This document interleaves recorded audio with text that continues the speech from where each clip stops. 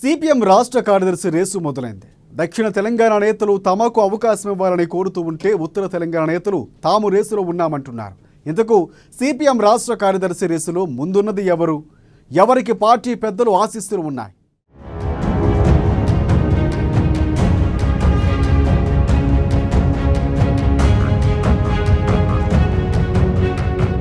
CPM రాష్ట్ర party కొత్త కార్యదర్శి వచ్చే సమయం ఆసన్నమైంది. గతంతో పోలిస్తే ఈసారి పోటీ ఎక్కువగా ఉంది. రాష్ట్రంలో మారిన రాజకీయ పరిస్థితుల నేపథ్యంలో ఈసారి ఆశావాహులు కూడా ఎక్కువ మంది కనిపిస్తున్నారు.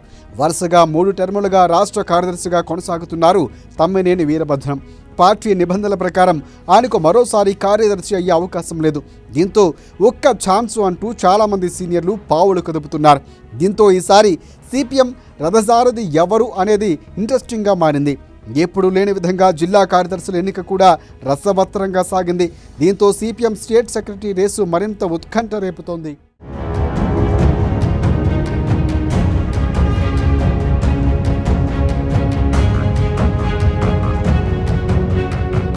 ప్రతి 3 ఏళ్లకోసారి సిపిఎం రాష్ట్ర మహాసభలు నిర్వహిస్తారు.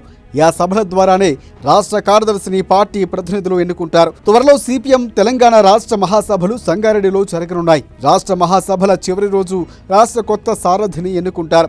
అయితే ఒక వ్యక్తి పార్టీ కార్యదర్శి పదవికి 3 టర్ముల కంటే ఎక్కువ కాలం ఉండకూడదనే రూల్ సిపిఎం పార్టీలో ఉంది.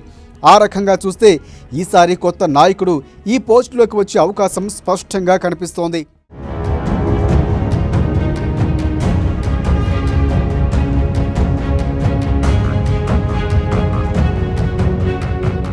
గ్రామ కార్యదర్శి నుంచి జాతీయ కార్యదర్శి వరకు 3 సార్లు మాత్రమే కార్యదర్శి పదవిలో ఉండాలి.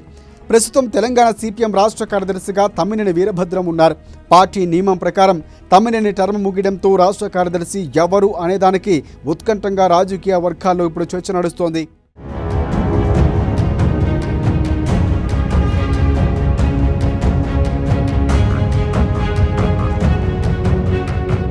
తెలంగాణ అసెంబ్లీ ఎన్నికల తరువాత రాష్ట్ర కార్యదర్శి తమ్మినేని వీరభద్రం అనారోగ్యానికి గురయ్యారు. అప్పటి నుంచి ఇన్ఛార్జ్ రాష్ట్ర కార్యదర్శిగా ఎస్ వీరయ్య పార్టీ కార్యాలయ బాధ్యతలు చూస్తున్నారు.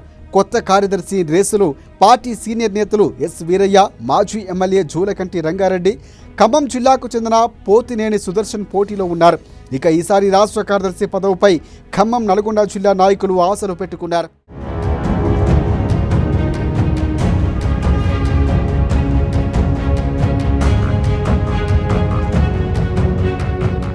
ముఖ్యంగా నల్గొండ జిల్లా నేతలు ఈసారి తమకు అవకాశం ఇవ్వాలని విజ్ఞప్తులు చేస్తున్నారట. పార్టీ నిర్మాణంలో తమ జిల్లా పాత్ర ఉందని, పార్టీ పదవుల్లో తమకు అన్యాయం జరుగుతుందని కోరుతున్నారట. ఈసారి ఛాన్స్ ఇవ్వాలని పట్టుబడుతున్నట్లు సమాచారం అందుతోంది. అయితే ఈసారి జిల్లా కార్యదర్శుల ఎన్నికల రసవత్తరంగా సాగింది. చాలా జిల్లాల్లో జిల్లా కార్యదర్శి ఎన్నిక కోసం ఓటింగ్ వరకు వెళ్ళింది. మరి రాష్ట్ర కార్యదర్శి ఎన్నిక కూడా ఏకగ్రీవం అవుతుందా, లేక 2-3 నేతలు పోటీ ఉంటే ఓటింగ్ జరుగుతుందా అనేది ఆసక్తికరంగా మారింది. మరి సిపిఎం రాష్ట్ర కార్యదర్శి అయ్యే లక్కీ ఛాన్స్ దక్కేది ఎవరికో చూడాలి మరి.